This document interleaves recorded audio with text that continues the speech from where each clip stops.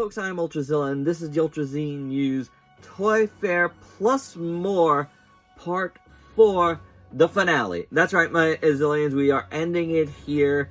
The last bits that I want to talk about that's come out in the last, couple of weeks between Toy Fair and beyond. Quick note, before we, get on to this, a little correction from something I talked about in the last one. The YOLO Park Transformers kits were actually AMK Pro kits. So, a couple of those, actually 3 of those, Megatron, Optimus, and Starscream that we looked at, were already previously released and up for pre-order. Starscream, I believe, is up for pre-order. Or it might have just come out. But Bumblebee was new, so there's that. We gotta look at them. I didn't really, specify things, but for some reason, I thought they were, they're more standard, cheaper kits. They are the AMK Pro kits. So I did want to clear that up. And now, without any further ado, let's get in to this batch of news. Let's kick things off with a brand new piece of news. Nano, well, at the time of this recording, Nano Block is doing a Godzilla -1, and it looks to be coming out this August. It looks to be a bigger piece than their regular Nano Block stuff, so this is going to be very, very, very cool. Now, I do think at Toy Fair, this was on display, but it was no photos only. But now it looks like official pic has come out. So there you go. There's the news of the new Nano Block Godzilla -1. You excited? Let us know down below. Coming to a Bandai is this a new set of Godzilla vinyl art. It is from a Frog Tree, and it is called the Burning Series. 2 separate pieces, same piece, just different colors. Really, really, really nice looking, honestly. Good looking, gorgeous pieces. So if you're into these, do check out P Bandai very soon. Up on the Godzilla US shop is a couple of new Easy Hobby pieces of Godzilla -1. Really, really cool looking variants. This Odo Island one is called a Nightmare version. They're just really gorgeous. I mean, I don't have any Easy Hobby stuff, but boy, did they put out beautiful pieces. While Hiya Toys was at Toy Fair, they didn't really have anything new in terms of kaiju stuff to display. However, right afterwards, we did hear that Hiya Toys has gotten the Monster Hunter license. So that's pretty big news. And you know what, guys? I will be checking that out because I did not like the SH Monster Arts Monster Hunter stuff, and I stopped buying them.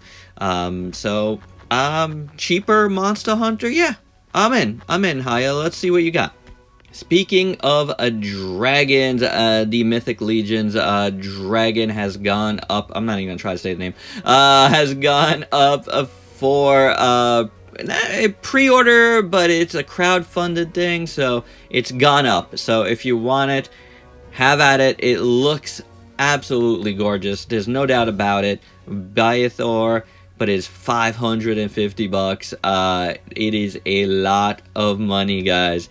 And they did, do something that I'm not too sure about. They made 2 separate packs of a wing pack and a head pack that you'd have to buy separate. And they're both $150 each. They both come with figures. And of course, there's stretch goal figures that could come as well with this. So there's a lot of nice stuff in the package, but boy, if you're going all in on everything, it's gonna run you over $1,000. They do provide local pickup though, if you don't want to spend extra money on top of everything for the shipping. So if you're in the New Jersey area, hey, that might be for you. I mean, no doubt it is absolutely gorgeous. If you're super into Mythic Legions and you have the money to burn, go for it. But for someone like me who, if it was everything all in for $550, possibly, it's still a lot of money and more money than I would have ever spent on any one particular toy. But it is absolutely gorgeous. So I could definitely say that. Alright, let's talk official Transformers, because we haven't yet, and at Toy Fair, they revealed Transformers X Hot Wheels, and I love these two pieces here that are coming in this subline.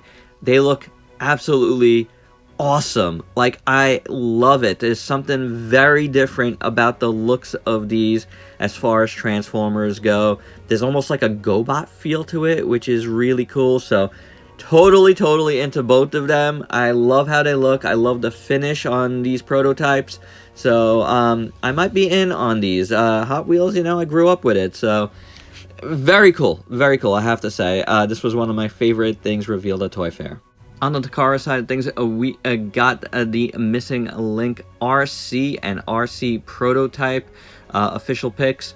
I mean, I don't think I'm in on the RC Missing Link. I never liked how the G1 toy looked, but they're really interesting, and if you do like them, hey, you're getting them. Revealed at Toy Fair, I don't know this character, but I really like how it looks. It's called Sideways, and it's part of the Age of the Primes, but a beautiful looking piece. A 2-pack that is coming also to Age of the Prime is Carniac versus Physitron. I believe this is going to be Amazon exclusive 2-pack. Again, I don't know these characters, but they do look okay. You know, I mean, it could be a little bit better, but I don't hate it. I'm probably going to pass on it, though, honestly. Then, coming, I think, this summer to SDCC is a Void Rivals comic, Jetfire, and 2 characters from the comic 3-pack, which is a neat thing, I gotta say.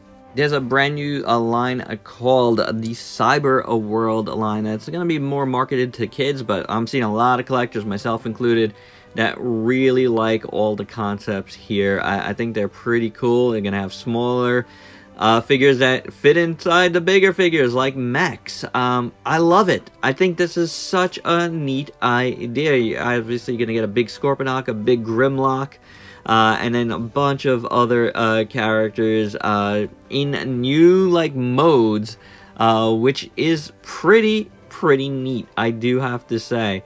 I am into this depending on how the final products look, because a lot of the times, you know, the renders of the kids lines look really good, and then you see them in person, you're like, maybe not. But I mean, I'm digging what I'm seeing so far, and I like the concept a lot. There's also going to be another Dramatic Capture 3-pack with Wheeljack and Jazz and Bumblebee, which is pretty cool. But one of the showstoppers, I think, of the con reveals was this Onyx Prime, the Lord of the Beasts. Look at this thing. Holy cow. This looks absolutely incredible. I love everything about this. It could be one of the cooler Transformers to come out this year, depending on the final execution, but I'm loving what I'm seeing. Here are the official pics of one Spider-Man figure that I'm really looking forward to. That's not the Maximum Series one, but this is the 70s Spider-Man, 77 Spider-Man, and it goes up for pre-order this week. Speaking of Spider-Man, Miles G. Morales is coming to the SHF line. And if you're into evil Spider-Man, this one is going to be for you. Also from SHF, Ultraman Cosmos Luna Mode is coming this September. Pre-orders are open now. It looks pretty decent. Not bad at all. I mean, it's always been one of the more plain costumes, but it's good. Just in time for the Cherry Blossom Festivals, here is a Sakura Godzilla -1, which looks pretty decent from the movie Monster series. Mondo is getting into Street Sharks, and that is absolutely jaw-some. Look at this, dude. It is perfect. I mean, man, that's a good style for the Street Sharks for sure. Mondo's killing it with some of these big vinyl figures. I think this really goes perfectly with everything else that they've done. Takara's crossover of their Zoids property with Monster Hunter continues with Gatling Fox and Mizosuni. They are combining the bubble creature with their fox, and it looks pretty nice for sure. And then we're getting Knuckle Kong crossed over with Rajong, which makes a lot of sense.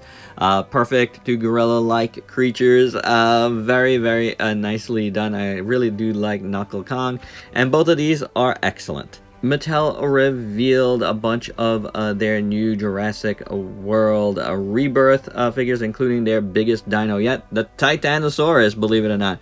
But that's not all. There was a bunch of other cool figures that are gonna be coming from the line. Nothing yet on Hammond Collection. We shall see. But for now, we got a T-Rex, a Spinosaurus. We are happy. Speaking of awesome prehistoric creatures, Rebor is giving us finally the Belzebufo in 2 variants, and they look good and a little bit articulated, which is a nice, posable, I should say. Very nice. I do like the horned one there. This one's more regular frogish, but they both look really cool. And yeah, I gotta get one of these because I loved the Belzebufo, so definitely gotta do it. And let's end off with this piece of news. The CEO of Hasbro has gone on record of saying that all the current tariffs being bandied about by our government is going to affect collectors more than anyone. And that's some big words coming out of his mouth. So yeah, that's not good, guys. Not good at all. But we'll see how things go. And there you have it. That is the Ultra Z News Toy Fair Plus coverage. Hope you dug all 4 of these. Let me know down below on any of the items I talked about in this particular one. And if you're new to the channel, why don't you go and sub yourself for daily content, and let me help you diversify your collection. Till next time, peace out, peeps.